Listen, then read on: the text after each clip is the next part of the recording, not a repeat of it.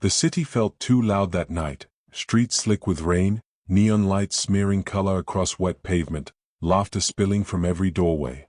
The kind of night that should have felt celebratory. It didn't. For Emma, it felt like a countdown.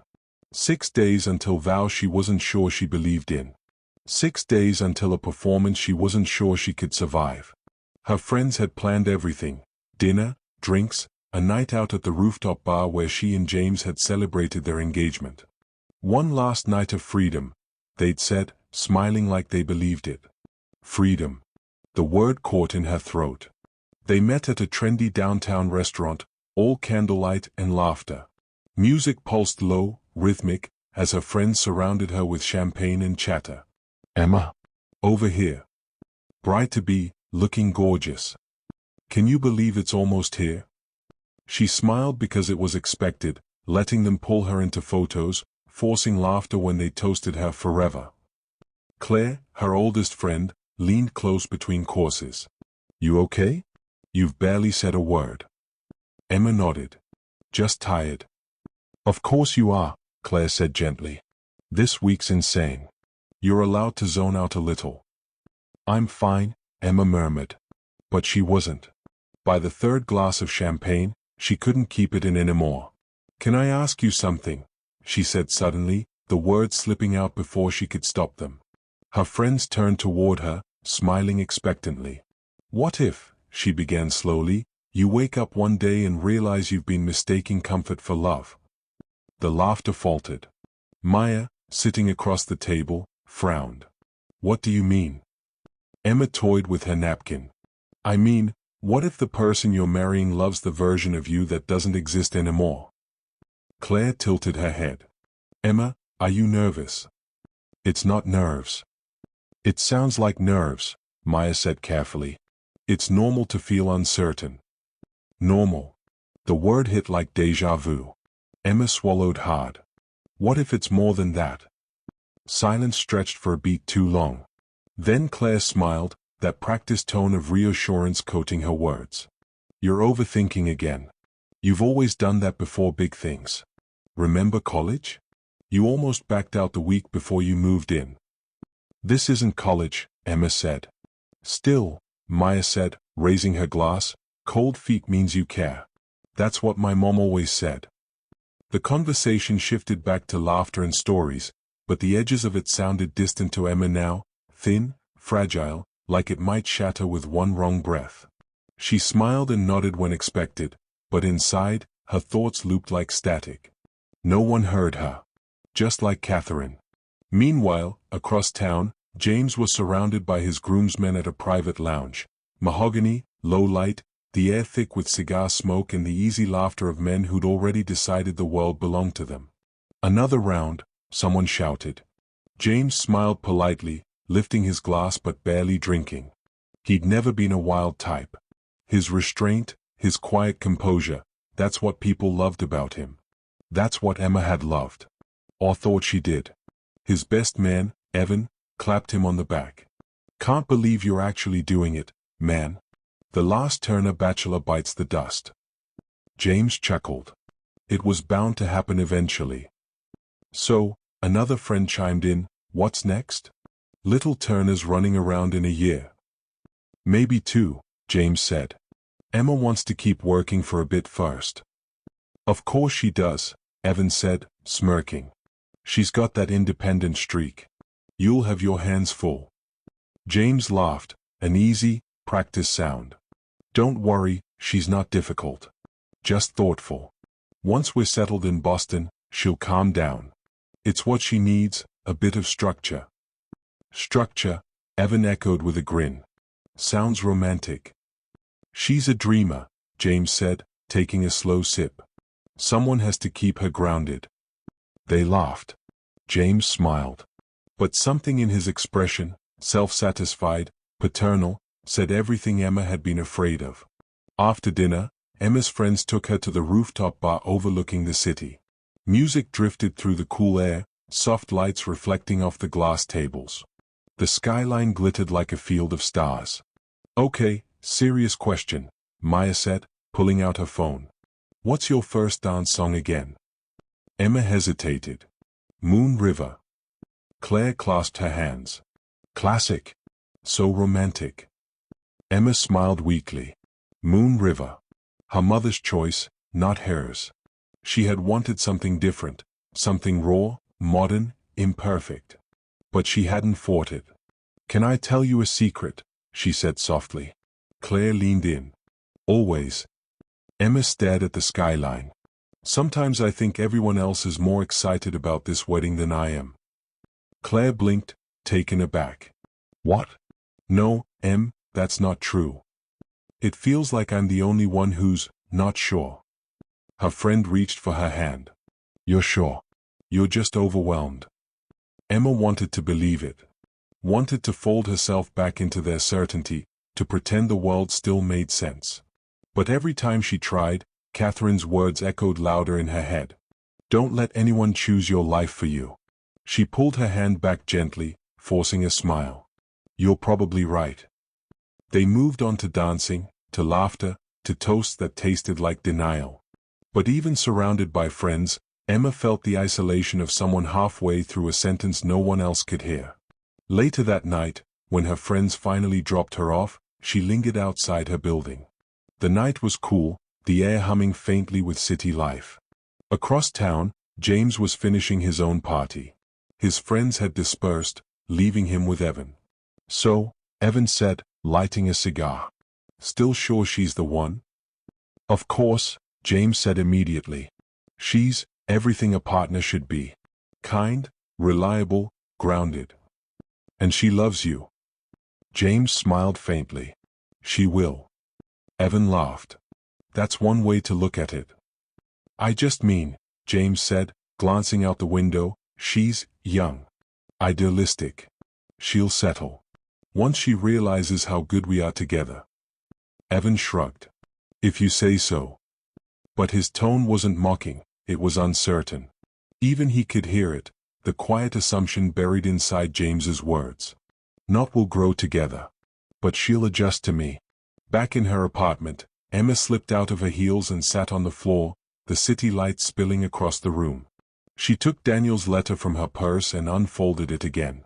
This time, she read past the part that always stopped her.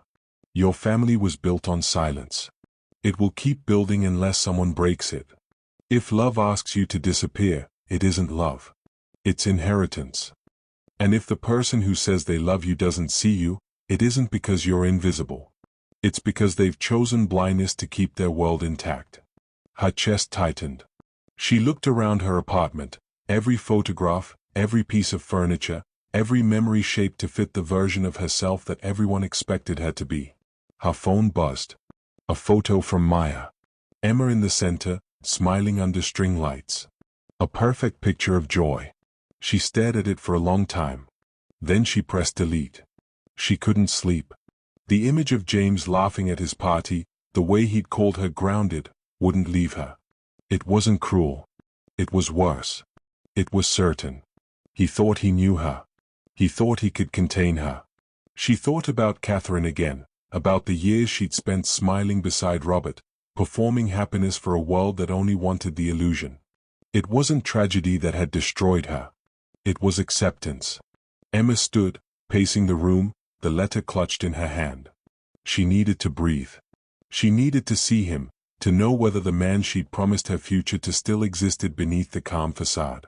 She grabbed her phone and dialed James. It was nearly midnight. He answered on the second ring, voice slightly slurred from wine but steady. Emma? Were you going to tell me what you said tonight? He paused. What do you mean? At your party, she said. You said I'd calm down. That you'd keep me grounded. Like I'm some project. There was a long silence. Then, who told you that? It doesn't matter. Is it true? Emma, he said carefully, I was joking. They were teasing. It's what guys do. She closed her eyes. You weren't joking. You meant it. His voice sharpened. You're twisting everything I say lately. You keep looking for something to confirm your doubts. Maybe because they're not doubts anymore. He sighed heavily. You need to rest. We both do. You're turning a single comment into a crisis. It's not a crisis, she whispered. It's clarity. He went quiet again, and when he spoke, his voice was colder. You're tired, Emma. Let's talk in the morning. He hung up. She stared at the phone, pulse racing. A moment later, her screen lit up again, but not from James. A new message. Unknown number. He's hiding something. Check his study before the wedding. Emma froze. Another text followed. There's another letter. Not from Daniel. From Catherine. She wrote to him. Her breath caught. To James? She whispered to the empty room. No reply. Outside, thunder rumbled again, distant but moving closer. She stared at her phone, her heart pounding. If Catherine had written to James's family, if another letter existed, it meant the past wasn't just haunting her. It was living right beside her. Emma reached for her keys. Somewhere, the truth waited. And she was done being silent. The city was asleep, but Emma wasn't. Her apartment was dark except for the faint light spilling in through the window. The clock read 2:13 a.m. She'd been lying in bed for hours, but her mind refused to quiet. Every time she closed her eyes, she saw the dress, that ivory ghost waiting in her closet, and heard Catherine's words looping endlessly in her head. Don't let anyone choose your life for you. Not even me. The wedding was tomorrow. Tomorrow, she was supposed to stand under a canopy of flowers, surrounded by family, and promise forever to a man she wasn't sure she knew anymore.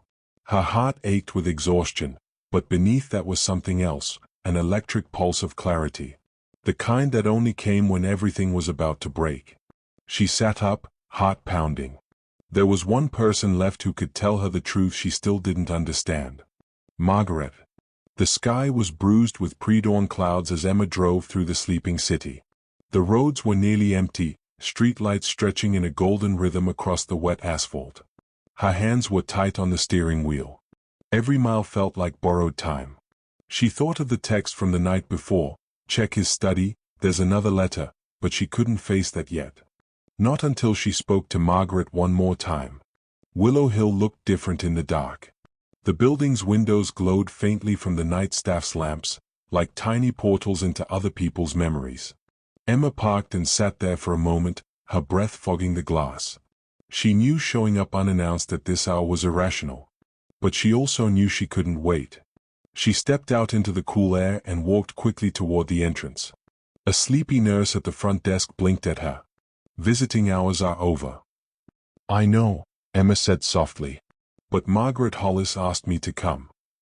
The nurse hesitated, clearly torn between policy and compassion. Finally, she sighed. Room 12. Don't stay too long. Emma nodded. Margaret's door was open just enough to see the glow of her bedside lamp. The older woman sat propped up against her pillows, reading glasses perched on her nose, a notebook open in her lap. When Emma knocked softly, Margaret looked up, startled at first, then smiled, faint and weary. Emma. I had a feeling you'd come. You're awake. I don't sleep much anymore, Margaret said, closing the notebook. When you get to my age, the past gets louder at night. Emma stepped closer. I didn't mean to disturb you. Nonsense, Margaret said, motioning her in. You look like a woman with something heavy on her chest.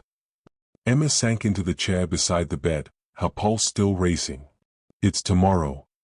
The wedding, Margaret said. I know. I can't sleep. I can't think. Every time I try to picture walking down that aisle, I feel hollow. Margaret studied her for a long moment, her expression unreadable. So you came here to decide whether to walk away? Emma nodded. Margaret sighed, leaning back.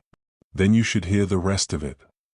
She reached for the drawer in her nightstand and pulled out a small, folded sheet of paper.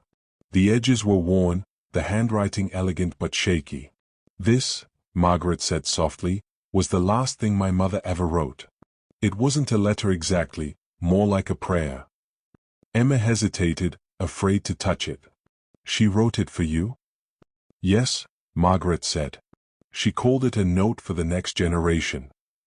She wanted me to read it on my wedding day. Emma's throat tightened. But you didn't. Margaret smiled faintly. No. Because I didn't have one. She unfolded the note and read aloud, her voice trembling but clear. My dearest girl. If you are reading this, then you stand at the same threshold I once did, the moment before the world decides who you'll be. I hope you are stronger than I was. I hope you have the courage to walk away if something inside you whispers no. Because once you silence that voice, it never fully returns. And living without it is a kind of death no one warns you about. If love asks you to hide, to shrink, to smile when your heart aches, it is not love at all. It is fear, dressed beautifully. Margaret's voice broke on the last word. She folded the note gently and looked at Emma. That was her real letter. The one she wanted me to have. Not the one she sewed into the dress. Emma couldn't speak. The lump in her throat was too heavy. She didn't want me to repeat her mistake, Margaret said. She wrote that so I'd know, so I'd have a choice she didn't. Emma finally whispered, Did you listen to her? Margaret gave a small, wistful laugh. Eventually. She reached for the glass of water beside her, hands trembling slightly. I was 25. Engaged to a man named Thomas. My family adored him. He was kind, successful, predictable. Everyone said I was lucky. She paused, eyes distant. The night before our wedding, I couldn't breathe. I looked at the dress, the same dress you found, and felt like I was suffocating in someone else's story. So what did you do? Emma asked, barely breathing. I ran, Margaret said simply. At dawn, I packed a small suitcase, left a note, and got on a bus to New York. I had no job, no plan, barely any money. But I could breathe again. Emma sat back, stunned. You ran away from your own wedding. It was terrifying, Margaret said, her smile softening into something almost luminous. It was the best decision I ever made. Tears stung Emma's eyes. Margaret reached across the small space between them and took her hand. I loved him, in a way. But not enough to disappear for him. Love shouldn't cost your voice. It should amplify it. For a long while, neither of them spoke.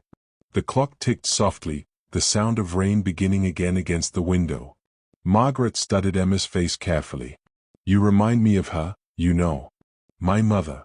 The same fire. But she spent her life trying to control it instead of let it burn. Emma swallowed. What if it's too late for me? Margaret's voice was gentle. You haven't walked down that aisle yet. It's not that simple. Margaret squeezed her hand. It never is. But it's yours to decide. Not his. Not your mother's. Not anyone else's. Emma looked down, her tears falling silently onto her lap. I'm scared. So was I, Margaret said. So was she. Courage doesn't mean you're not scared, Emma. It means you choose what matters more, peace or approval.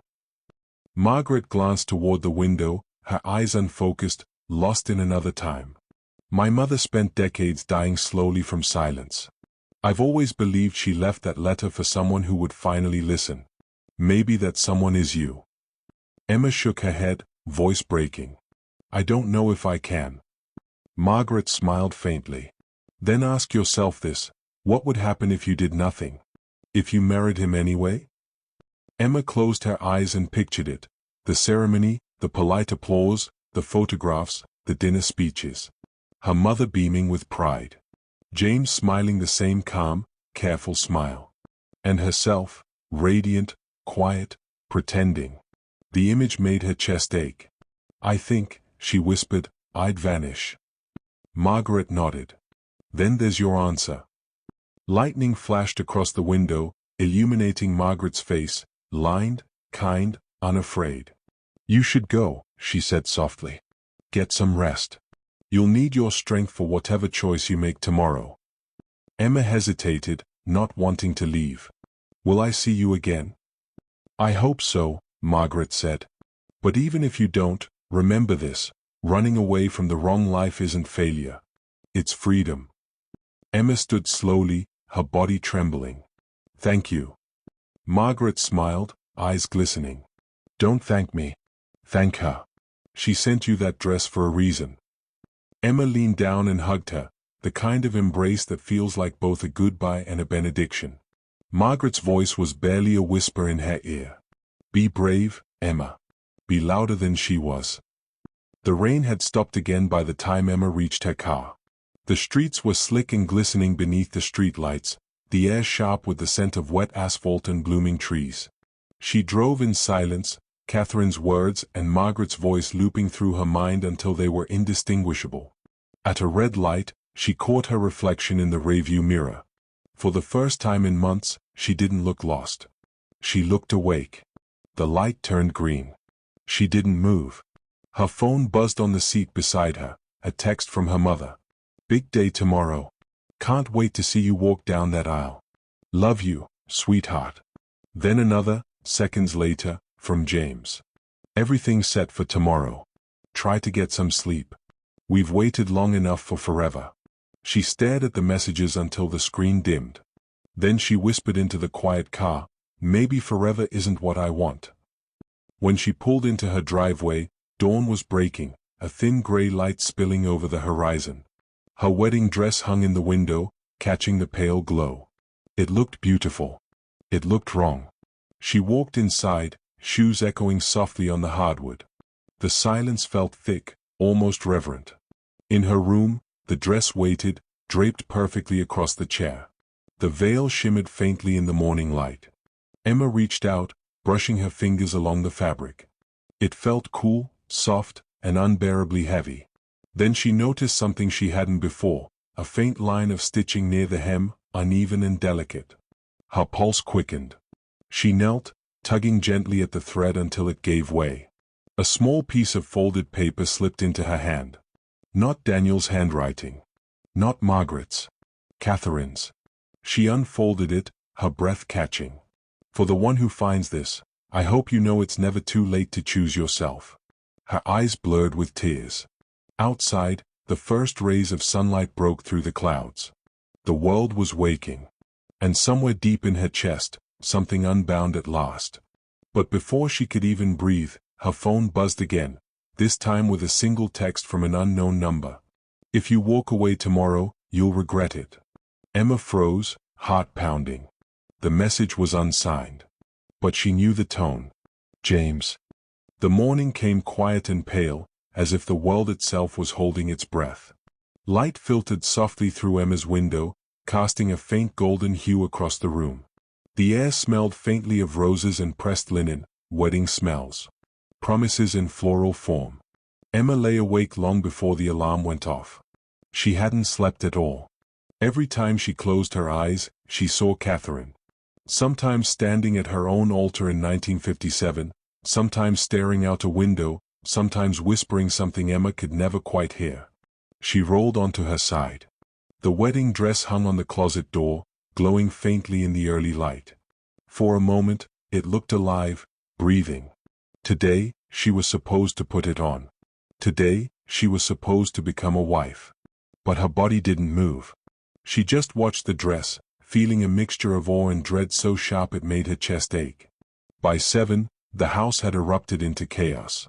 Her mother's voice carried down the hallway, crisp and determined. Hair and makeup at 8 sharp. Don't let anyone near the bouquets until I check them. Her bridesmaids were already here, fluttering between laughter and nervous energy, their voices a blur. Where's the garter? Did anyone see the something blue? Emma, you're glowing.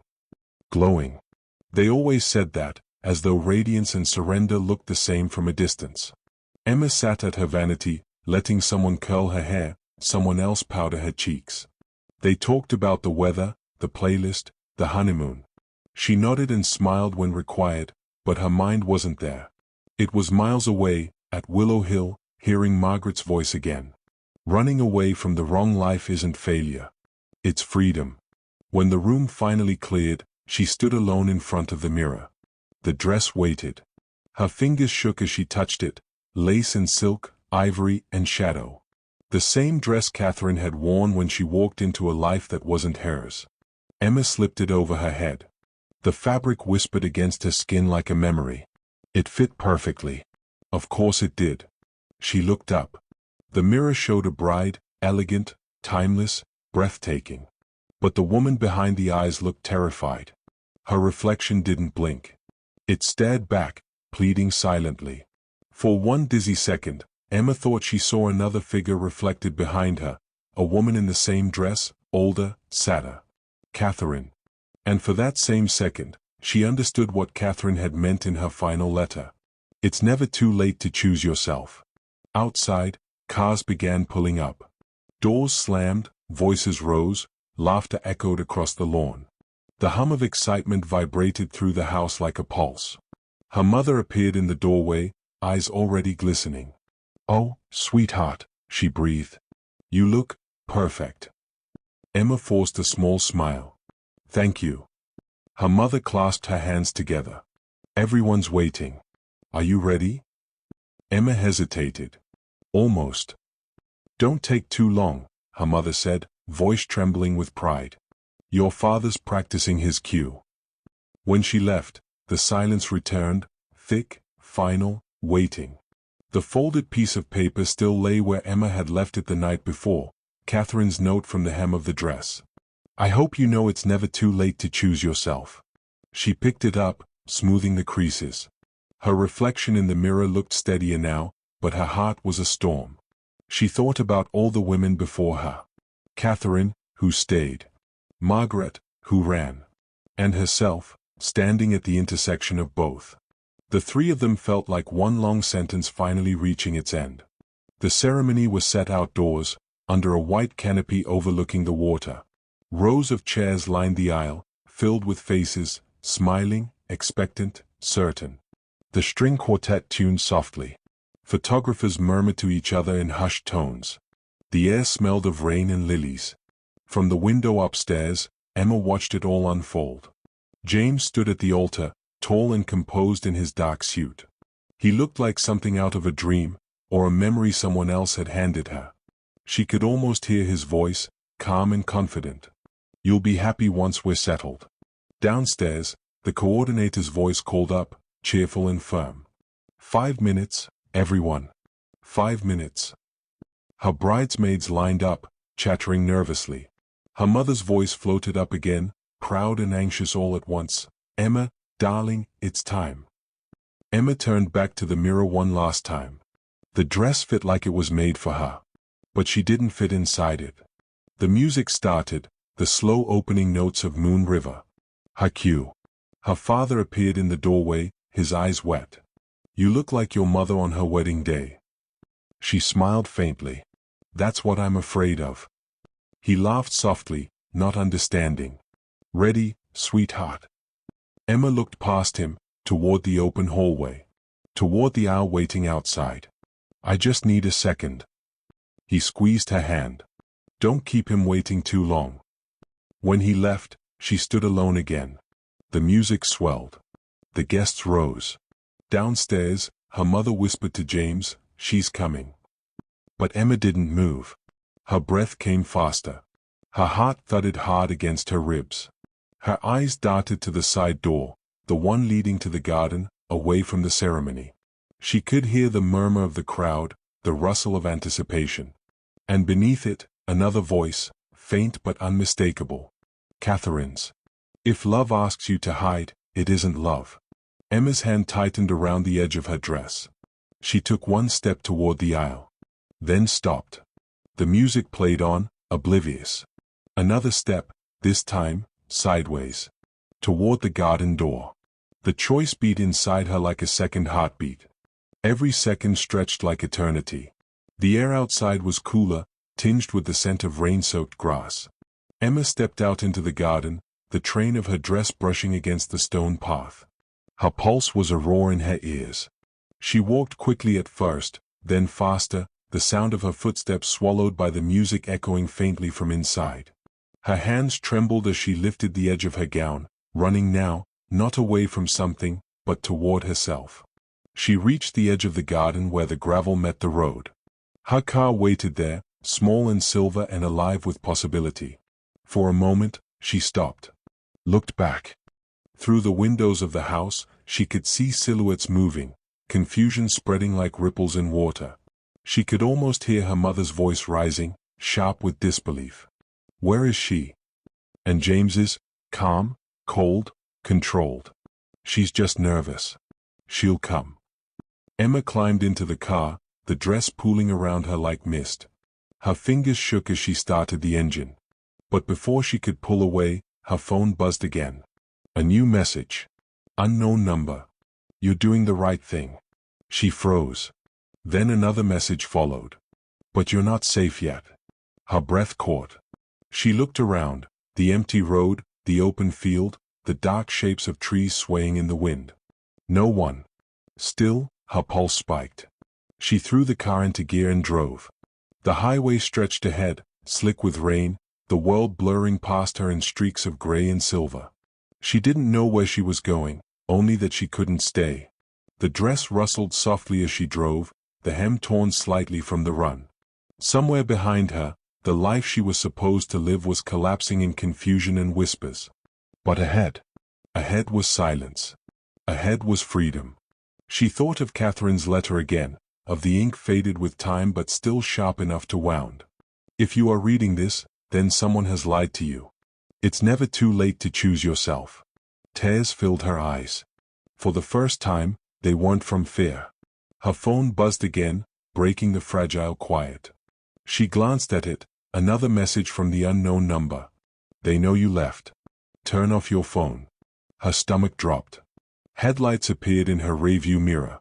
Too close. Too steady. She pressed harder on the accelerator, her heart hammering. The car behind her matched her speed. She gripped the wheel, eyes darting between the road and the glowing lights chasing her. Rain began again, thin and sharp, blurring her vision. The letter lay open on the passenger seat, its ink bleeding in the damp air. She whispered into the darkness, "Catherine, please, tell me what to do." The car behind her honked once, long, low, deliberate. Then its headlights flared brighter. Emma's breath hitched. She swerved onto the side road leading toward the cliffs, tires splashing through puddles. The other car followed. Her phone buzzed again, the screen flashing once more before it went dark. Battery 1%. She pressed down on the gas, the engine roaring. Wind howled through the cracks in the windows, rain stinging her face.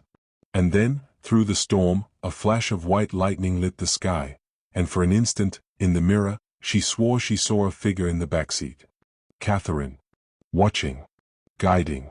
Or warning. The road curved sharply ahead, vanishing into the dark. Emma's fingers tightened on the wheel. Behind her, the headlights grew closer. She whispered, almost to herself, "I'm not afraid," and drove straight into the unknown.